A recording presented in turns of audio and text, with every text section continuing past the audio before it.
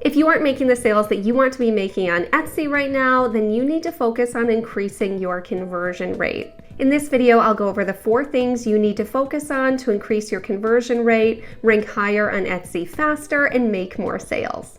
If you missed my last video, the 5 things I wish I knew before starting my Etsy shop, then I'll link that video down in the description below. We talked about how getting ranked on Etsy actually works. When I first started, I thought that if you had great photos, great designs, and great SEO, you could just magically rank to page 1 of Etsy right when you list the item. But no, that's not exactly how it works. Every listing gets a quality score, and depending on this score, Etsy decides to rank you higher or lower in the search results. The way you get this score is based on how customers interact with your listings. The more people who click your listings, favorite your listings, add the item to their cart, and purchase it, then the higher you'll eventually rank in the search results. If 1,000 people see your listing but no one even clicks on it, then you're going to be pushed to the further back pages of Etsy. Etsy is out to make money, so what they want to do is push listings that they know customers like and convert well to the first page. That way they get more sales as well. So if you can increase your conversion rate on your listings, then you will rank higher in the search algorithm. So if you can increase your conversion rate on your listings for the amount of people who see your listing and then click it, and then the amount of those people that actually buy, then Etsy is going to start showing you higher and higher on that first page of the Etsy search results. They give you a small boost right when you list your item to really test how customers are going to interact with your item. If someone clicks it, favorites it, adds it to their cart, or buys it, then you're going to get a small boost. So this can be a slow process of about 6 to 8 weeks, since they need more data before you get your official quality score and rank higher on Etsy. So don't be surprised if when you first post your listings, it takes a little while to start getting those sales. So it's important to know that this process takes time and you need to be patient with your listings. It's also another good reason why you want to be consistently listing new items in your store, whether that's daily, weekly, or even just monthly, to make sure that you're constantly getting listings that are getting to that mature age and hopefully starting to take off and start getting those bestseller badges. So now that you have a better understanding of how the listing quality score and the ranking works, let's jump into the 4 things you need to focus on to increase the amount of people that click your listings and then increase your conversion rates. First, you have to have easy to read and eye-catching thumbnails. Second, you have to have all of the questions the customer might have answered within the photos of your listing. Third, you need to make sure you have competitive pricing. And fourth, you need to make sure that you have unique and eye-catching designs. So let's jump in and break each one of these down with actionable steps so you know exactly what I'm talking about and how to better improve your listings.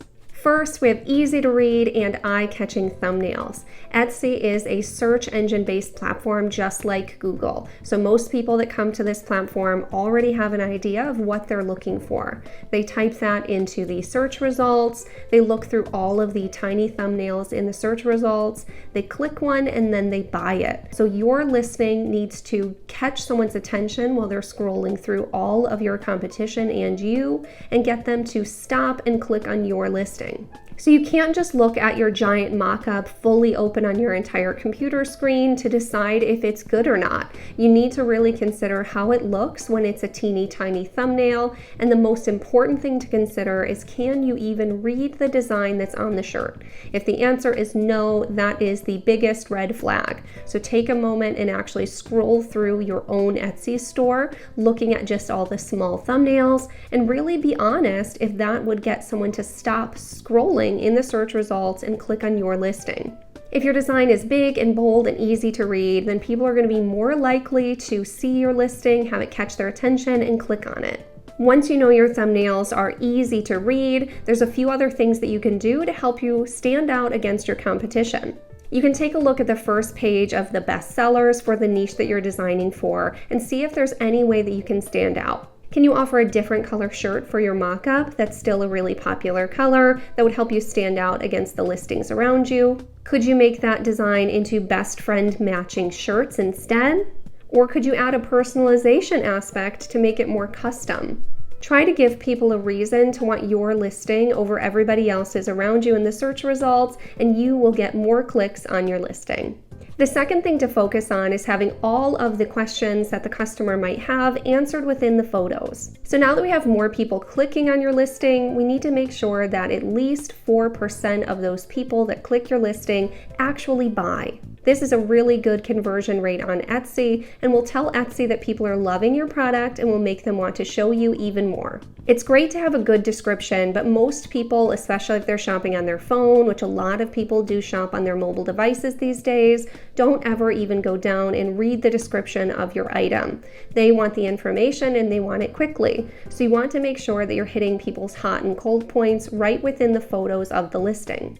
If you sell print-on-demand shirts like me, then one really big hot point for people is they're worried about if the shirts are going to crack and peel or if it's just an iron-on design, since a lot of people sell cheap vinyl shirts on Etsy that they made at home. And since it is more of a handmade website, people are worried that that's what you have. So if you make a really nice looking photo card for your listing that explains what direct-to-garment printing is, then this can help you get more conversions on your sales. So you could have one of your mock-up photos with arrows pointing to it that say that the print won't crack or peel and that it's rated for 50+ washes. Another really great photo you could add to your listings is something with social proof. So social proof is them being able to see other happy customers, since people see good reviews and really relate with that and have a better idea if they're going to like the item if they see good reviews. So you could create a listing photo that says you have 100+ 5-star reviews or whatever you have in your store, or you could even just highlight one really good review you had that talked about how good the fit was or how soft the shirt was, again making sure to hit on the hot points that people really like to hear about t-shirts. The third thing you need to focus on to increase your conversion rate on Etsy is to make sure you have competitive pricing. Now this is really going to depend on the niche that you're selling in and the product type that you're selling in. So I can't give you exact advice on exactly how to price your products because they vary so much. But the best advice I can give you is to do really good competitor research. So what this would look like is you'd want to find at least 10 stores selling the types of items or the niche that you're looking to sell in your store that have started within the last 1 to 2 years and have at least 10 to 20,000 sales. If you can find recently made stores that have had really great success, then these are going to be great people to analyze their listings and see how they're pricing their items so you can best learn how to price yours as well. Here are a few questions to consider when you're looking at your competitors' listings. Are they doing free shipping or are they doing paid shipping? If they're doing paid shipping, how much are they charging? And if they're doing paid shipping, are they offering free shipping over $35 or more? And do they have a loss leader? If you're not familiar with what a loss leader is, this is an item within the listing variations that is a lot less expensive than all of the other items. So if you actually go to a listing and it looks like a t-shirt is $10, it's likely that they have a loss leader. So what you'll do is click the variations of that listing and see what items are actually costing $10. Usually you'll see maybe the size extra small shirt in white is actually the only item for $10. Or another tactic a lot of people will use is a baby onesie will be for sale with the t-shirts, and that will be for $10. But very rarely are people pricing every single variation of an item that low. And typically these people are also charging $5, $6, $7 for shipping on top of that price. Now, I never recommend, if you do the loss leader method, having an out of stock item or a fake item for sale that has this low display price. We want to do this ethically because Etsy will only show the price in the search results that is the lowest price available in your listing. So this is a really popular marketing tactic on Etsy. So if a lot of the competition in your niche is doing that, then that's really something to consider. So again, you can remain competitive in your market. Sure, you will make little to no profit on that one loss leader item, but the idea is that this will gain you so many more sales in the long run that it will make it worth it. But try not to make your most popular variant your loss leader. So if you sell a ton of white small t-shirts, don't make that your loss leader, for example. So do your research and see how you can match or beat your competition while still making a profit. And if you're new to print on demand or you're not sure how much profit you're actually making after all of your expenses for the items plus the Etsy fees, then I do have my income and expense report available down in the description. It's only $20 and it is a full income and expense report where you can input your expenses for the month, how much your revenue is, and it'll tell you how much profit you're actually making month to month.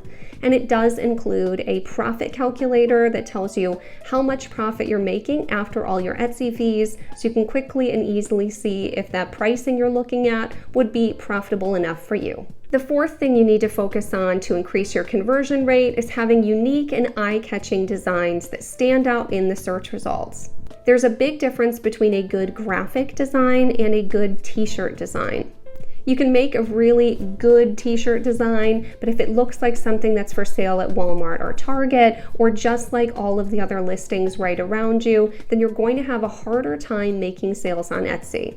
You want to try and stand out in the search results by adding value to the search results you're looking at. So for example, if you're trying to make a design for a niche and most of the designs on that page are text only, then you could try making a graphic-based design instead. Here are some fun examples of some different design styles that you could do for almost any niche. Let's say you're making a design for the photography niche, and again, most of the designs are just text-based only. The first idea for you to make a design with is the heartbeat design. This is a really popular design in tons of different niches that people are passionate about. So mainly hobbies and professions, or pets even, are a great option for these heartbeat designs. So if people don't have a heartbeat design in the niche that you're looking at, this could be a really good one for you.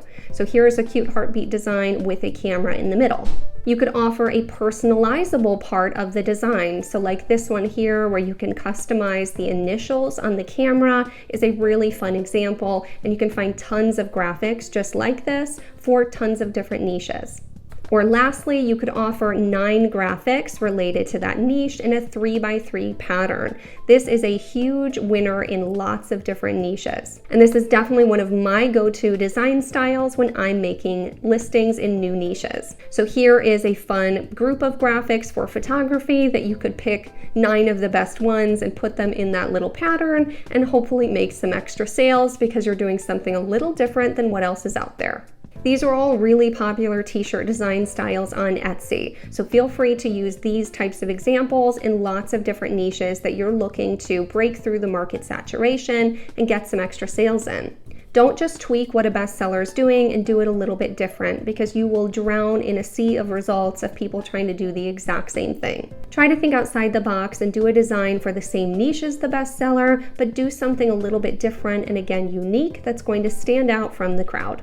So start paying attention to different overall design styles that you see, like the 3x3 pattern, the heartbeat, or the personalized piece of a graphic. You're going to start seeing a lot of trends as you look at bestsellers, and start to make a list for yourself of the different ways that you can make a different design. That way, when you get to a new niche, you have a nice list to go back to of different ways that you can stand out in the search results in an already proven way that other bestsellers have had success with in different niches. And all of the graphics that I used in today's example were from CreativeFabrica.com. If you're not familiar, I do have a link in the description for a free trial of 10 free downloads from Creative Fabrica. They have over 5 million graphics and fonts that you can use for your print-on-demand business. And then it renews at a $9 per month subscription for unlimited use of these graphics. So definitely check that website out if you haven't already.